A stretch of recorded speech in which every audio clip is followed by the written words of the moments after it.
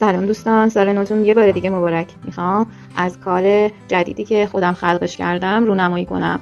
بعد از تقریبا 1 ماه که این کار تولید شده، 3 یا 4 تا بازاری که شرکتش دادم و کلی طرفدار داشت. اما چون که آدم‌هایی که میومدن این کارو میدیدن فکر نمی‌کردن مبلغ کار بالا باشه، خرید نمی‌کردن. دروغ نگم، کم کم 150 نفر از این کار دیدن کردن که جالب اینجا بود که خیلی‌هاشون کودکان بودن.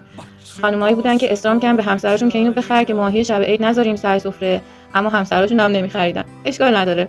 مهم برام اینه که یک اثری خلق کردم که برای خودم و خیلی جالب بود. این ماهی شب عیدمونه، ماهی 7 سینمونه که ان سال دیگه تولید انبوه میکنم، با قیمت پایین‌تر میذارمش. نگاه کنید چقدر خوشگله.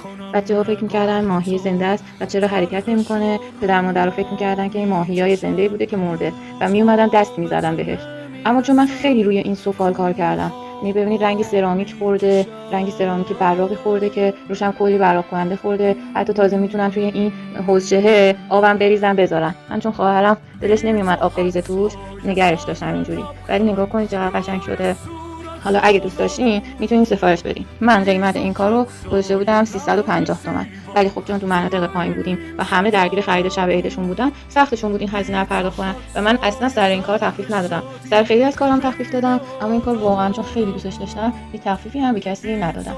اگر این کار من ببرم توی مناطق بالاتر، مطمئنا با 3,500,000 هم این مزایده میشه. اما خب من نگهش داشتم، نخواستم که بفروشمش و خواهرم راستش رو بخواید خیلی خوشش اومد و من نیت کردم اگر تا آخر روزی که تو بازارم فروش نرفت هدیه بدمش به خواهرم که هدیه دادم.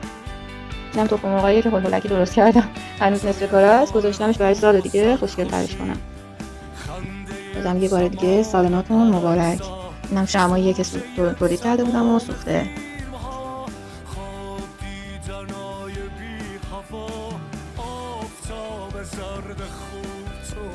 سرخ عاشق